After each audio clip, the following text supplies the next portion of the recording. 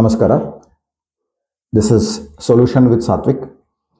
ಇವತ್ತು ಈ ವಿಡಿಯೋದಲ್ಲಿ ನಿಮಗೆ 1ನೇ ತಾರೀಕು ಹುಟ್ಟಿರೋರ ಗುಣಲಕ್ಷಣಗಳು ಅಥವಾ ಇಂಗ್ಲೀಷಲ್ಲಿ ನಾವು ಕ್ಯಾರೆಕ್ಟರಿಸ್ಟಿಕ್ಸ್ ಅಂತೀವಿ. ಏನು ಗುಣಲಕ್ಷಣಗಳಿರುತ್ತೆ, ಅವ್ರ ಲೈಫ್ ಯಾರು ಇರುತ್ತೆ, ಅವರ ಕ್ಯಾರೆಕ್ಟರ್ಸ್ ಯಾವ ರೀತಿ ಇರುತ್ತೆ ಅಂತ ಹೇಳ್ತೀನಿ.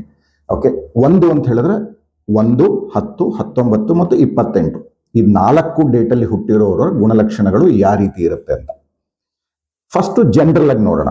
ಅಂದ್ರೆ ಸಾಮಾನ್ಯವಾಗಿ ಯಾವ ರೀತಿ ಇರುತ್ತೆ ಅಂತ ಹೇಳಿದ್ರೆ 1ನೇ ತಾರೀಕು ಯಾರು ಹುಟ್ಟಿರ್ತಾರೆ ಅವ್ರನ್ನ ನಾವು ಅಥವಾ ಅವರ ಜೀವನನ ಸೂರ್ಯ ಮತ್ತೆ ರಾಜನ್ ಜೊತೆಗೆ ಹೋಲಿಸ್ತೀವಿ. ನಿಮಗೆ ಗೊತ್ತಿರೋ ಹಾಗೆ 9 ಗ್ರಹಗಳಿರುತ್ತೆ. ಅದರಲ್ಲಿ ನಂಬರ್ 1 ಅಂದ್ರೆ 1ನೇ ತಾರೀಕು ಹುಟ್ಟಿರೋರ ಜೀವನ ಏನಿರುತ್ತೆ ಅದು ಸೂರ್ಯನಿಗೆ ಸಮಾನ ಅಂತ ಹೇಳಿ. ಸೂರ್ಯ ಅಂದ್ರೆ ಏನು? ಸೂರ್ಯ ಇಲ್ಲ ಅಂದ್ರೆ ಜಗತ್ತೇ ಇರೋದಿಲ್ಲ ಅಲ್ವಾ? ಸೊ ಏನೇ ಯಾರೇ ಬದುಕಬೇಕು, ಈವನ್ ಪ್ರಾಣಿಗಳು, ಪಕ್ಷಿಗಳು, ಮನುಷ್ಯರು ಯಾರೇ ಇರಬೇಕು ಅಂತ ಸೂರ್ಯ ಇರಲೇಬೇಕು. ಸೊ ಹಾಗಾಗಿ 1ನೇ ತಾರೀಕು ಯಾರು ಹುಟ್ಟಿರ್ತಾರೆ ಅಂದ್ರೆ 1, 10, 19, 28 ಹುಟ್ಟಿರ್ತಾರೆ ಅವರು ಈ ಪ್ರಪಂಚಕ್ಕೆ ತುಂಬಾ ಇಂಪಾರ್ಟೆಂಟು. ಅಂದ್ರೆ ಅವರು ಪೊಲಿಟಿಷಿಯನ್ಸ್ ಆಗಿರ್ಬೋದು, ಲೀಡರ್ಶಿಪ್ ಬೇರೆ ಬೇರೆ ಪೊಸಿಷನ್ಸ್ ಅಲ್ಲಿ ಆಗಿರ್ಬೋದು. ಓಕೆ, ಯಾವಾಗ್ಲೂ ಸಮಾಜದ ಉನ್ನತ ಯಾವುದೋ ಒಂದು ಸ್ಥಾನಗಳಲ್ಲಿರುತ್ತೆ ಆ ಸ್ಥಾನಗಳಲ್ಲೇ ಇರ್ತಾರೆ ಅವರು. ಓಕೆ, ಎಸ್ಪೆಷಲಿ ಗೌರ್ಮೆಂಟ್ ಅಂದ್ರೆ ಸರ್ಕಾರದ ಒಂದು ಏನು ಹುದ್ದೆಗಳಿರುತ್ತೆ ಅದರಲ್ಲಿ ಯಾವಾಗಲೂ ಮ್ಯಾಕ್ಸಿಮಮ್ ನೀವು ನೋಡೋದು ನಂಬರ್ 1 ಇನ್ಕ್ಲೂಡಿಂಗು ಪೊಲಿಟಿಷಿಯನ್ಸ್ ಅಂದ್ರೆ ರಾಜಕಾರಣಿಗಳು. ಓಕೆ, ಸೊ ಪ್ಲಸ್ ನಾ ಹೇಳಿದಾಗೆ ಸೂರ್ಯನ ಜೊತೆಗೆ ರಾಜನ್ಗೂ ಹೋಲಿಸ್ತೀವಿ. ಸೊ ಈ ಸೂರ್ಯ ಮತ್ತೆ ರಾಜ ಇವ್ರ ಗುಣಲಕ್ಷಣಗಳು ಏನು? ಪವರ್ ಅಂದ್ರೆ ಯಾವಾಗ್ಲೂ ಅವ್ರ ಕೈಯಲ್ಲಿ ಪವರ್ ಇರುತ್ತೆ, ತುಂಬಾ ಸ್ಟ್ರಾಂಗ್ ವ್ಯಕ್ತಿತ್ವ ಅವ್ರದ್ದು. ಪ್ಲಸ್ ತುಂಬಾ ಎನರ್ಜಿ, ಯಾವಾಗ್ಲೂ ಅವರು ಏನಾದರೂ ಮಾಡ್ತಾನೆ ಇರ್ತಾರೆ. ರೆಸ್ಟ್ಲೆಸ್ ಅಂದ್ರೆ ರಿಲ್ಯಾಕ್ಸ್ ಮಾಡೋಕ್ಕಾಗಲ್ಲ ಅವ್ರ ಲೈಫಲ್ಲಿ, ಏನಾದರೂ ಮಾಡ್ತಾನೆ ಇರಬೇಕು, ಮುಂದೆ ಬರಬೇಕು.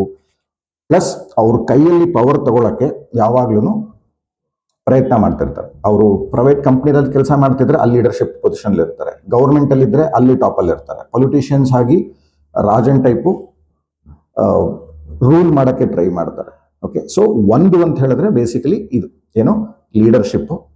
Okay, power, energy, good health. Usually health ತುಂಬಾ ಚೆನ್ನಾಗಿರುತ್ತೆ, ಯಾಕಂದ್ರೆ ನಮ್ಮ ಏನು ಒಂದು ಹೆಲ್ತ್ ಇರುತ್ತೆ.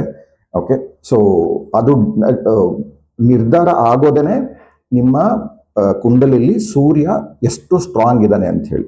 ಯಾವ ಪೊಸಿಷನ್ ಅಲ್ಲಿ ಅಂದ್ರೆ ಯಾವ ಮನೆಯಲ್ಲಿ ಮತ್ತೆ ಮೇಲೆ ಮನೆಯಲ್ಲಿ ಇದ್ದಾನೋ ಕೆಳಗಡೆ ಮನೆಯಲ್ಲಿ ಇದ್ದಾನೋ ಡೆಬಿಲಿಟೇಟಿಂಗ್ ಏನು ಅಂತ ಹೇಳಿ ಫಸ್ಟ್ ನೋಡ್ತೀವಿ ನಾವು.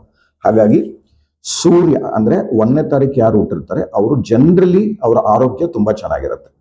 ಓಕೆ, ಪ್ಲಸ್ ಇವ್ರಿಗೆ ಈಗೋ ಜಾಸ್ತಿ, ಅಹಂ ಜಾಸ್ತಿ. ಯಾಕಂದ್ರೆ ರಾಜ ಮತ್ತೆ ಸೂರ್ಯ, ಹಾಗಾಗಿ ಯಾರಿಗೂ ಬಗ್ಗಲ್ಲ ಇವರು, ಅವ್ರು ಹೇಳಿದ್ದೇ ಫೈನಲ್.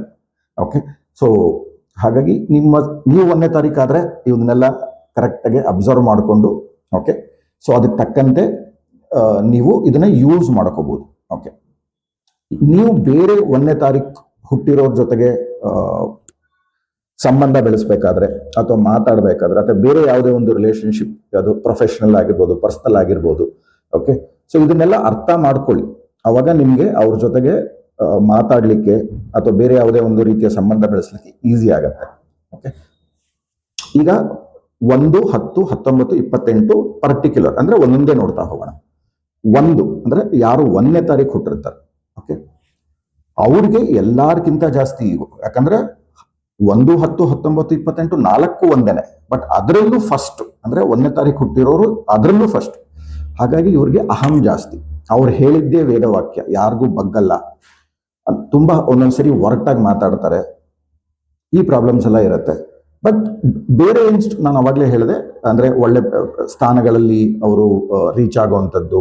ಓಕೆ, ಲೀಡರ್ಶಿಪ್ ಪೊಸಿಷನ್ಸು ಅಥವಾ ತುಂಬಾ ಎನರ್ಜಿ, ಒಳ್ಳೆ ಆರೋಗ್ಯ, ಇದೆಲ್ಲ ಇದ್ದೇ ಇರುತ್ತೆ. ಬಟ್ ಅದ್ರ ಜೊತೆಗೆ ಸ್ವಲ್ಪ ಈಗೋ, ಎಲ್ಲರಿಗಿಂತ ಅಹಂ ಜಾಸ್ತಿ. ಓಕೆ, ಯಾರಿಗೂ ಬಗ್ಗೋದಿಲ್ಲ. ಓಕೆ, ಸೊ ಇದು 1ನೇ ತಾರೀಕು ಹುಟ್ಟಿರೋರ ಗುಣಲಕ್ಷಣಗಳು. ಇನ್ನು 10 ಅಂದ್ರೆ ಅದರಲ್ಲಿ 1 ಮತ್ತೆ 0 2 ಬರುತ್ತೆ. ಯಾವ ಸಂಖ್ಯೆಯಲ್ಲಿ 0 ಬರುತ್ತೆ ಅಂದ್ರೆ ಕೊನೆಯಲ್ಲಿ 0 ಬರುತ್ತೆ, ಅದು ಅದರ ಹಿಂದಿನ ಸಂಖ್ಯೆಯಲ್ಲಿ ಏನಿರುತ್ತೆ ಅದನ್ನ ಅಂದ್ರೆ ಅದನ್ನ ಹೊಡೆದಾಕ್ಬಿಡತ್ತೆ. ಓಕೆ, ಅಂದ್ರೆ ಕಮ್ಮಿ ಮಾಡುತ್ತೆ ಅದ್ರ ಒಂದು ಪವರ್ನ. ಸೊ 1 ಜೊತೆಗೆ 0 ಇದೆ ಅಂದ್ರೆ ಏನು? ಈಗ 1ನೇ ತಾರೀಕಲ್ಲಿ ಹುಟ್ಟಿರೋರ್ಗೆ ಯಾವ ರೀತಿ ಇರುತ್ತೋ ಅಹಮ್ಮು ಅದು ಇದು ಅಷ್ಟು ಇವ್ರಿಗೆ ಇರೋದಿಲ್ಲ, ಯಾಕಂದ್ರೆ 0 ಇದೆ. ಯೂಶಲಿ ಇವ್ರು ಸ್ವಲ್ಪ ರಿಲ್ಯಾಕ್ಸ್ಡ್ ಆಗಿರ್ತಾರೆ.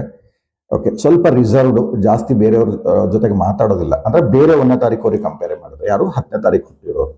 ಪ್ಲಸ್ ಇವ್ರ ಲೈಫ್ಸು ಅಪ್ ಅಂಡ್ ಡೌನ್. ಈ ರೋಲರ್ ಕೋಸ್ಟರ್ ಅಂತೀವಿ. ಓಕೆ, ಅಂದರೆ ಮೇಲ್ ಹೋಗಿ ಕೆಳಗೆ ಬರ್ತಾ ಇರತ್ತೆ. ಒಂದು 2 ವರ್ಷ ಲೈಫ್ ಚೆನ್ನಾಗಿದ್ರೆ 2 ವರ್ಷ ಕೆಳಗೆ ಬರುತ್ತೆ. ರಿಲೇಷನ್ಶಿಪ್ ಆಗಿರ್ಬೋದು, ಸಂಬಂಧಗಳಾಗಿರ್ಬೋದು, ಅಥವಾ ಬೇರೆ ಬೇರೆ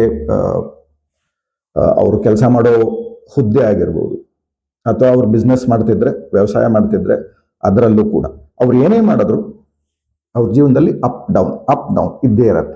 ಓಕೆ, ಯಾರು 10ನೇ ತಾರೀಕು ಹುಟ್ಟಿರೋರು. ಜೊತೆಗೆ ಇವ್ರ ಪರ್ಸನಲ್ ಲೈಫು ಸ್ವಲ್ಪ ಅಷ್ಟಕ್ಕಷ್ಟೇ.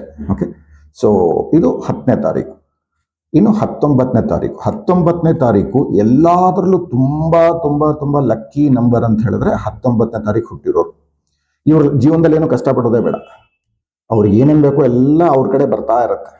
ಸಣ್ಣವರಿದ್ದಾಗ ಒಳ್ಳೆ ಎಜುಕೇಶನ್ ಸಿಗುತ್ತೆ, ಅವ್ರಿಗೆ ಬೇಕಾಗಿದ್ದು ಏನು ತಿನ್ನಿಕ್ಕೆಲ್ಲ ಸಿಗುತ್ತೆ. ದೊಡ್ಡವ್ರು ಆಗ್ತಾ ಆಗ್ತಾ ಆಗ್ತಾ ಎಜುಕೇಶನ್ ಮುಗಿದ್ಮೇಲೆ ಆಟೋಮೆಟಿಕ್ಕಾಗಿ ಕೆಲಸ ಸಿಕ್ಬಿಡುತ್ತೆ, ಇಲ್ಲಾಂದ್ರೆ ಬಿಸ್ನೆಸ್ಸಿಗೆ ಬರ್ತಾರೆ. ಅವ್ರು ಕೆಲಸ ಮಾಡಿದ್ರೆ ಕೆಲಸದಲ್ಲಿ ಅಲ್ಲಿ ಟಾಪಲ್ಲಿ ರೀಚ್ ಆಗ್ತಾರೆ, ಎಲ್ಲದಕ್ಕಿಂತ ಮೇಲ್ ಸ್ಥಾನದಲ್ಲಿ ಹೋಗ್ತಾರೆ. ಬಿಸ್ನೆಸ್ ಮಾಡಿದ್ರೆ ಬಿಸ್ನೆಸ್ಸಲ್ಲೂ ಸಕ್ಸಸ್ ಆಗ್ತಾರೆ. ಇವರು ಅಷ್ಟೇ ತುಂಬ ರಿಲ್ಯಾಕ್ಸ್ಡು. ಓಕೆ, ಸೊ ಯೂಶಲಿ ಜಾಸ್ತಿ ಗ್ರೂಪಲ್ಲಿ ಇರೋದಕ್ಕೆ ಇಷ್ಟಪಡೋದಿಲ್ಲ.